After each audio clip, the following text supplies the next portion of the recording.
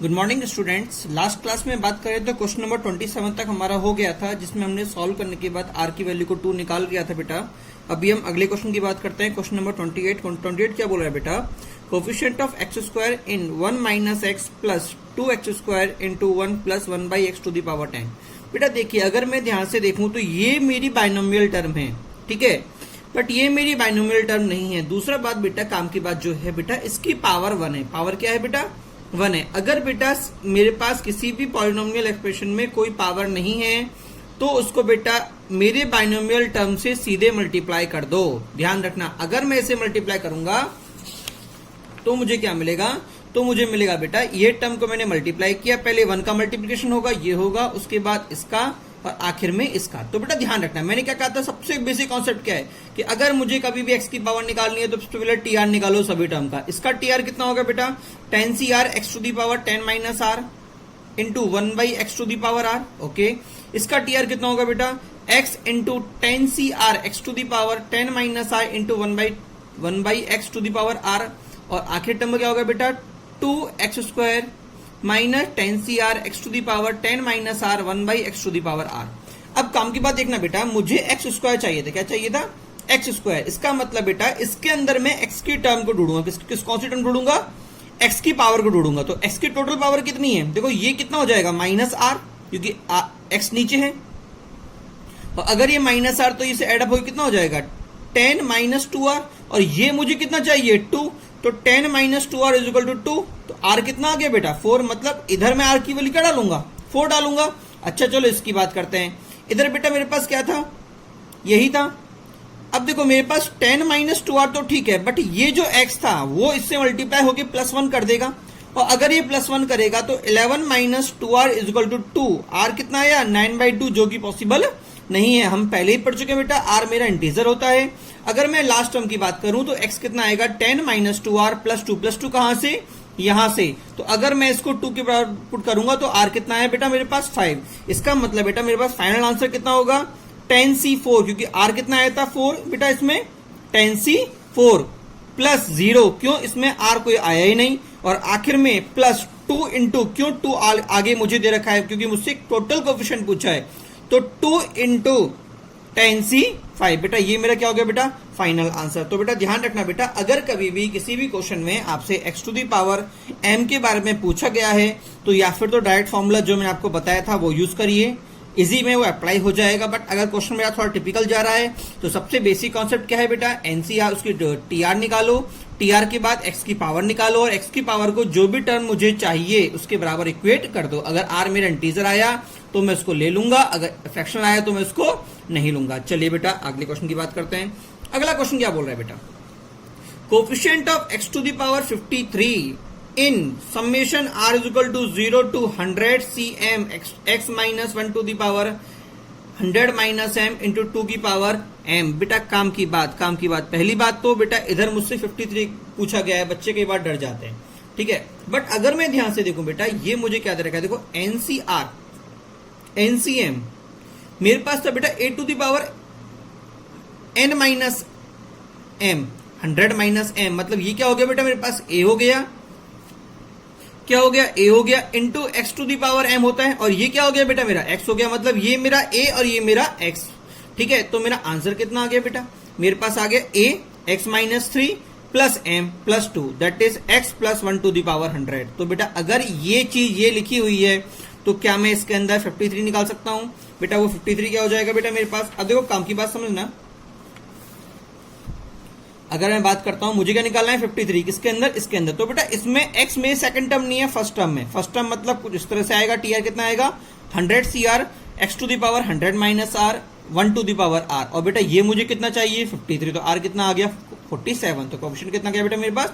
100C 47। चलिए बेटा अगले क्वेश्चन की बात करते हैं। अगला क्वेश्चन क्या बोल रहा है बेटा? अगला क्वेश्चन बोल रहा है बेटा मुझसे, coefficient of x to the power 4 in 1 plus x to the power 4 plus 1 plus 2 to the power 5। बेटा क्वेश्चन ये थोड़ा सा अलग है। क्यों अलग है बेटा? क्योंकि अभी तक हमने जो क्वेश्चन किए थे उसमें एक टर्म बाइनोमियल एक्सपेंशन की थी ओनली, ठीक है। सेकंड टर्म उससे सीधे मल्टीप्लाई हो रही थी, बट इधर अगर मैं ध्यान से देखूं तो दोनों टर्म मेरी बाइनोमियल एक्सपेंशन की हैं। ये भी बाइनोमियल एक्सपेंशन और ये भी बाइनोमियल एक्सप्रेशन। अगर मैं इसको ओपन करके इससे मल्टीप्लाई करता हूं तो बहुत टिपिकल हो जाएगी। पावर 4 का मतलब 5 टर्म्स आएंगी। और गलती से ये 4 की जगह 8, 9, 10 होता तो बेटा मेरे लिए और भी ज्यादा टिपिकल हो जाता। तो बेटा इन क्वेश्चन को करने का एक तरीका है, वो देखिए करना क्या है। सबसे पहले बेटा दोनों का जनरल टर्म निकालो। क्या निकालो? दोनों की जनरल टर्म, ठीक है ना। तो मुझे पहली बात तो मुझे x की पावर 4 चाहिए इन दोनों के अंदर, ठीक है। तो डिग्री दोनों के अंदर होनी चाहिए ये। उसे बेटा पहला काम क्या करोगे? जनरल टर्म निकालो। इसकी जनरल टर्म कितनी होगी बेटा? यही होगी NCR1। बेटा ध्यान रखना मेरे पास जनरल टर्म इस बार 2 हैं। क्या है? 2 हैं। और R मेरा वेरिएबल था इसलिए मैंने R को 2 ले लिए। एक तो इसका क्या हो गया 4CR1 पहले के लिए R1 x to the power R1 into 5CR2 x square to the power R2। क्या समझ में आया नहीं आया? इसके लिए मैंने R1 लिया और इसके लिए मैंने R2 लिया। बेटा ये मेरा 5 है, ध्यान रखिएगा, ठीक है। तो अगर बेटा मैं इसको मल्टीप्लाई करता हूं तो मुझे क्या मिलेगा? ये तो कांस्टेंट है, ये भी कांस्टेंट है। तो 4CR1 into 5CR2 x to the power, बेटा इधर से कितना आएगा 2R2 इधर से कितना आएगा R1। मतलब बेटा ये क्या आ गया बेटा? ये बेटा मेरे पास नेट पावर आई। क्या आ गई? Net power. और दूसरी बात बेटा अगर मैं ध्यान से देखूं तो R1 किसका था बेटा? 4CR1 का था। इसका मतलब R1 कहां से कहां तक होगा बेटा? 0 से लेके 4 तक, 0 से लेके 4 तक, ठीक है। और R2 कहां से था बेटा मेरे पास? 5CR2। मतलब R2 कहां से कहां तक होगा? 0 से लेके 5 तक। अब काम की बात समझना बेटा, एग्जामिनर ने मुझसे पूछा है बेटा x की पावर 4 नेट डिग्री पूछी हुई है दोनों को मिला के, और दोनों को मिला के मेरे पास जनरल टर्म में R कितना आया? x की पावर कितनी आई? यही तो आई। मतलब ये मुझे 4 कितनी बार दे सकता है? ये मुझे 4 कितनी बार दे सकता है? तो बेटा क्या करो, इसको पूरे को 4 मान लो। मुझे 4 ही तो निकालना है। इसको क्या निकालना है? 4 निकालना है। इसका मतलब इसका सम कितना आना चाहिए? 4 आना चाहिए, वही मुझे चाहिए। ओके। और मैं जानता हूं बेटा R और R2 की वैल्यूज इंटीजर होंगी। तो हम अगर बात करते हैं तो मुझे करना क्या है बेटा? ऑलवेज बेटा ऐसा क्वेश्चन कभी भी आपके पास आए तो बेटा सबसे पहले दोनों की जनरल टर्म निकालो, उसके बाद x की पावर में R1 R2 की टर्म में निकाल लो, और R1 और ये जो पावर है बेटा इसकी वैल्यू मुझे जो भी दे रखी है उसके बराबर इक्वेट कर दो, ठीक है। अब क्या अगला काम क्या होगा बेटा? R1 और R2 की वैल्यूज को अपनी तरफ से डाल के देखो। बेटा R1 कहां से कहां तक था? 0 से लेके 4 तक। तो स्टार्टिंग वैल्यू क्या होगी? 0। तो अगर बेटा मैं R1 को 0 पुट करूंगा तो मुझे R2 क्या मिलेगा? देखो ये 0 हो गया। R2 कितना मिलेगा? 4/2 दैट इज 2। ये क्या मिल गया? 2। और बेटा मैं जानता हूं R1 0 पॉसिबल है और R2 भी 2 पॉसिबल है, मतलब मैं दोनों को कंसीडर कर सकता हूं। अगली वैल्यू क्या होगी बेटा? R1 की 1। अगर मैं R1 को 1 रखूंगा तो ये क्या हो गया? 1 बेटा इधर गया, कितना हो गया? 3। तो R2 कितना आ गया? 1/2। और 1/2 इंटीजर नहीं है, इसका मतलब ये वाली चीज पोर्शन मेरा पॉसिबल नहीं है। अगले R की वैल्यू क्या होगी बेटा? 2। अगर मैं R को 2 रखूंगा तो R1 कितना आएगा बेटा? 1। ये भी पॉसिबल है। अगर मैं R1 को 3 रखूंगा तो मेरे पास R2 कितना आया? 1/2, जो कि पॉसिबल नहीं है। अगर मैं R2 को 4 रखूंगा तो R2 कितना आएगा? 0, जो पॉसिबल है। क्या R1 की वैल्यू और रख सकता हूं? नहीं रख सकता, क्यों? हम पहले ही जान चुके हैं R1 0 से लेके 4 तक होगा। क्या सभी को समझ में आया नहीं आया? तो बेटा इन पांचों टर्म के लिए मेरे पास कितनी पॉसिबिलिटी आई? 1, 2 और 3। तो मुझे करना क्या है बेटा? सिर्फ इनकी वैल्यूज को आंसर में दे देना है। तो पहला आंसर क्या होगा? यही तो मेरा कोफिशिएंट था, क्योंकि ये तो मेरा वेरिएबल हो गया, मुझसे एग्जामिनर कोफिशिएंट पूछ रहा है। तो पहला पेयर क्या था? 0 और 2। तो आंसर पहला क्या होगा? 4C0 इंटू 5C2 पहला पेयर। उसके बाद प्लस सेकेंड पेयर कौन सा था? 4 और 1। तो 2 और 1, तो 4C2 इंटू 5C1 प्लस आखिरी पेयर क्या था बेटा? 4 और 0 that is 4C4 into 5C0। क्या सभी को समझ में आया? बेटा फिर से समझा रहा हूं काम की बात, कभी भी अगर दो बाइनोमियल एक्सपेंशन को मल्टीप्लाई करके आपसे coefficient of x to the power m पूछा हो तो पहला काम बेटा दोनों की जनरल टर्म लिखोगे। जनरल टर्म लिख के R1 और R2 लोगे, उसके बाद पूरे को मल्टीप्लाई कर देना, x की पावर निकाल लेना, जो भी मेरी x की पावर होगी उसको m के बराबर पुट कर देना, और फिर बेटा R1 और R2 की वैल्यूज को डाल के इंटीग्रल वैल्यूज निकालिएगा। जो इंटीग्रल वैल्यूज होंगी वही मेरा क्या हो जाएगा बेटा? मेरा आंसर हो जाएगा। चलिए अगले क्वेश्चन में चलते हैं। अगला क्वेश्चन क्या बोल रहे हैं बेटा? अगले टॉपिक की बात करते हैं बेटा। अगला टॉपिक है बेटा नंबर ऑफ टर्म। अगला टॉपिक क्या है बेटा? Number of term. बेटा देखो सिंपल सी अगर बात करें तो नॉर्मल सी तो हम ऑलरेडी बात कर चुके हैं। नॉर्मल क्या बात कर चुके हैं? ऑलरेडी बात कर चुके हैं। नॉर्मल बात क्या की थी बेटा? अगर मेरे पास a plus x to the power n है तो नंबर ऑफ टर्म कितनी होंगी बेटा? मेरे पास नंबर टर्म n+1 होंगी। बट बेटा आजकल एग्जामिनर थोड़ा हटके पूछता है, वो आपको n+1 ना देके ये या ये देगा। ठीक है, इसको तो हम पहले ही जानते हैं, ये कितना था बेटा 2a और ये कितना था बेटा 2b। तो बेटा ध्यान रखना बेटा, इन फंक्शंस के ऊपर number of term always n पे डिपेंड करती है। किस पे डिपेंड करती है? n पे। तो ध्यान रखना बेटा, अगर n मेरा ऑड है, क्या है बेटा मेरा, अगर n मेरा ऑड है तो number of term in both cases, मतलब इसमें और इसमें दोनों केसेस में नंबर ऑफ टर्म कितनी आएंगे बेटा n+1/2, n+1/2। बेटा ध्यान रखना, मुझे बाई 2 करना है। बच्चा भूल जाता है सर कैसे करूं, तो ध्यान रखना मुझे बाई 2 करना है और n मेरा ऑड है, तो बाई 2 कब कर पाऊंगा, जब ये क्या बनेगा इवन। इवन का मतलब मुझे +1 ऐड करना पड़ेगा। याद करने की ट्रिक, डेरिवेशन आप खुद करिएगा। अगर फिर भी डाउट हो तो मुझसे पूछ सकते हैं, क्योंकि मैं पहले ही बता चुका हूं इसकी वैल्यू 2a होता है। थोड़ा दिमाग लड़ाइए, आपको पता पड़ जाएगा कि n ऑड होने पे 2a में कितनी टर्म्स आएंगी। ठीक है, अब बात करते हैं अगर n मेरा इवन हुआ, अगर n मेरा क्या हुआ इवन हुआ, तो ये क्या होगा, ये तो होगा 2a और ये होगा 2b। तो बेटा जब मेरा n इवन होगा बेटा, तो ये मुझे देगा n/2 + 1 टर्म और बेटा ये मुझे देगा n/2 टर्म। क्या सभी को समझ में आया, नहीं आया, कोई डाउट? बेटा सिंपल सी बात समझना बेटा, अगर n मेरा इवन होगा, ठीक है, और ये मुझे क्या देगा बेटा ऑड टर्म देगा। क्या देगा? Odd term. और ये इवन है तो टोटल n मेरा इवन है, तो मेरे पास इसका टोटल टर्म कितनी होती है a + x के अंदर n+1, मतलब नंबर ऑफ टर्म मेरी और चली जाएंगी। अगर नंबर ऑफ टर्म मेरी और चली जाएंगी और ये मुझे और ही दे रहा है, तो बेटा n/2 + 1 करना पड़ेगा। क्या सभी को समझ में आया? क्योंकि मेरे पास ऑड की एक टर्म एक्स्ट्रा होगी और इस वाले केस में मुझे इवन देगा, तो इवन नेट हाफ हो जाएंगे n/2, क्योंकि बेटा स्टार्टिंग मेरी 1 से होती है, 1 2 ... तो बेटा पहला ऑड और अगर आखिरी भी ऑड हुआ तो नंबर ऑफ ऑड टर्म ज्यादा होंगी एक comparative number of even term के। तो बेटा अगर मैं n को इवन लेता हूं, तो जब इसके अंदर मुझे ऑड टर्म मिलनी थी, मतलब n/2 + 1, क्योंकि एक टर्म मुझे एक्स्ट्रा मिलेगी, और इसके अंदर मुझे इवन टर्म मिली थी, मतलब एग्जैक्टली हाफ मिलेगी n/2। क्या सभी को समझ में आया, नहीं आया? चलिए आगे बढ़ते हैं। अगला देखिए बेटा, अगर बेटा अभी तो हमने इसको देखा, अगर मेरे पास मल्टीनोमियल आ जाता, मल्टीनोमियल से मतलब बेटा अगर मेरे पास मोर देन 2 टर्म्स हैं, जैसे ABC की बात करता हूं, किसकी बात करता हूं, ABC की बात करता हूं, ठीक है, या ABCD की बात करता हूं, ठीक है, अगर मेरे पास मोर देन 2 टर्म्स है तो मैं क्या बोलूंगा, मल्टीनोमियल। ठीक है ना, बाइनोमियल का मतलब 2, मल्टीनोमियल का मतलब उससे ज्यादा। चलिए बात करते हैं, अगर मैं a + b + c⁴n की बात करता हूं, तो बेटा हम तो बाइनोमियल को जानते हैं, इसको नहीं जानते, तो मैं क्या करूंगा, इसको बाइनोमियल की तरह से ही हैंडल करूंगा।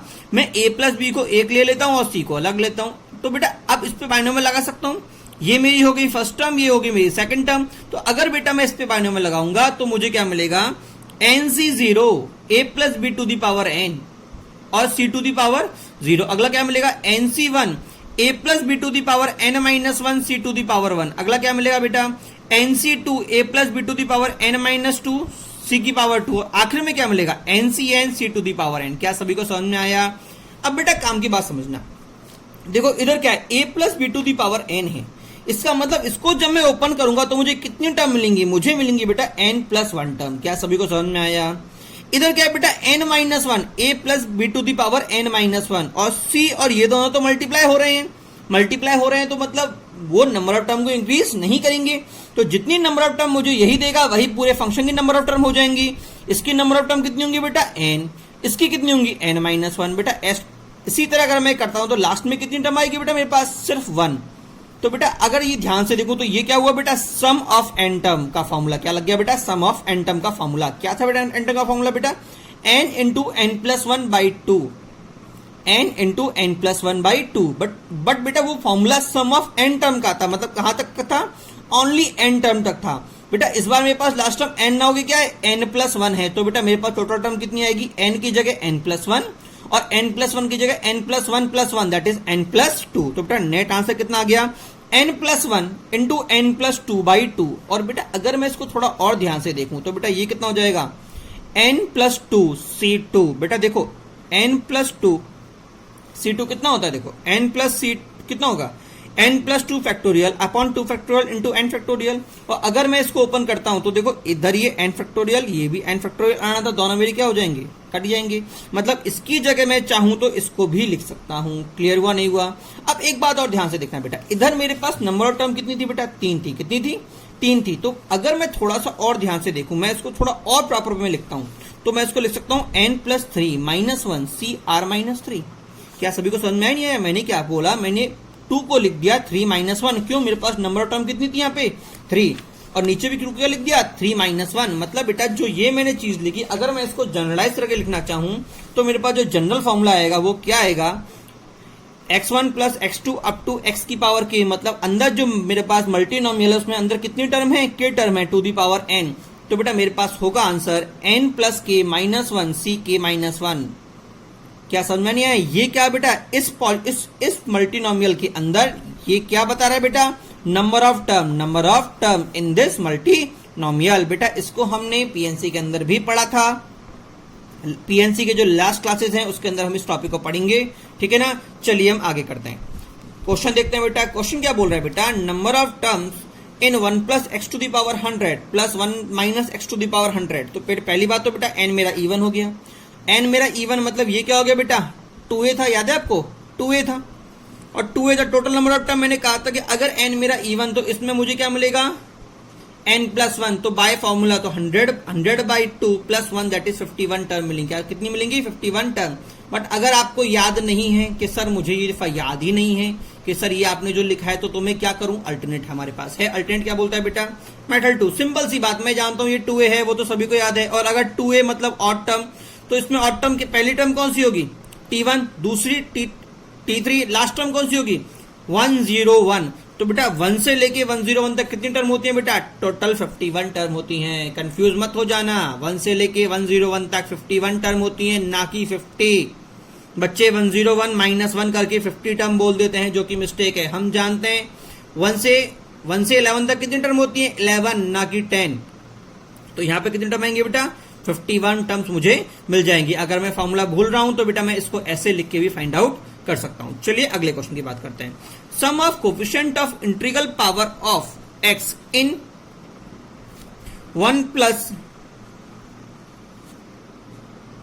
1 - 2 √x टू द पावर 50 का क्वेश्चन मार्क। बेटा जेई में ऐसा क्वेश्चन है, ठीक है। हम बात करते हैं बेटा, देखो काम की बात समझना। एग्जामिनर मुझसे बोल रहा है कि मुझे उन कोफिशिएंट निकालना है बेटा।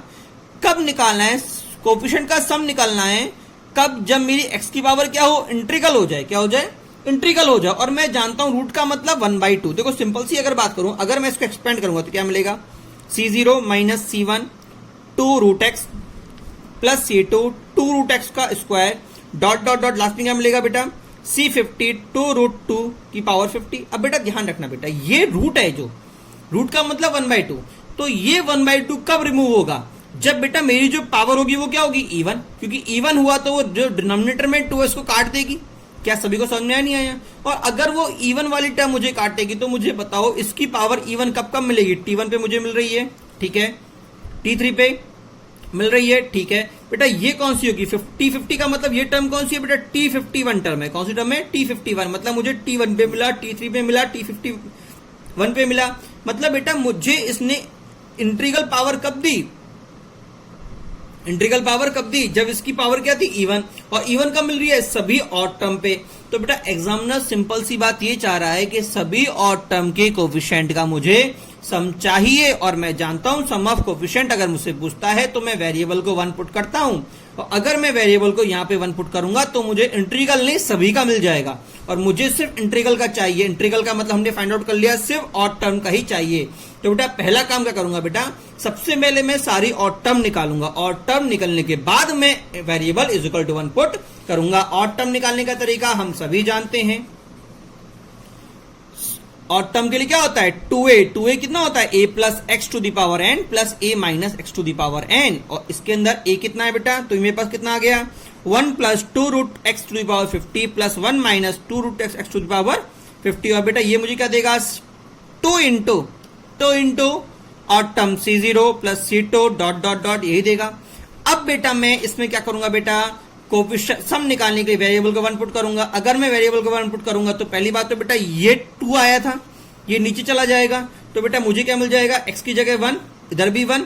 तो 1 + 2 3, 1 - 2 -1 टू द पावर 50। तो बेटा मुझे इधर कितना मिलेगा? 1 + 2 50 और 1 - 2 टू द पावर 50 अपॉन 2। इधर क्या मिलेगा बेटा? इधर ध्यान से देखना, C0 plus C2 square plus C4 two की power 4 dot dot dot C50 two की पावर 50। बेटा मुझे इसको सॉल्व नहीं करना, क्यों? इसकी वैल्यू मुझे ये पता है। ये कितना आ गया बेटा?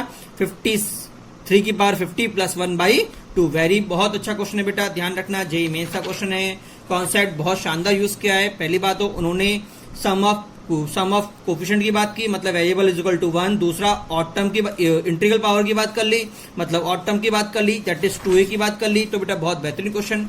चलिए अगला हेडिंग बेटा रिमाइंडर टाइप क्वेश्चन। बेटा ये अगली क्लास में स्टार्ट करेंगे। ओके बेटा।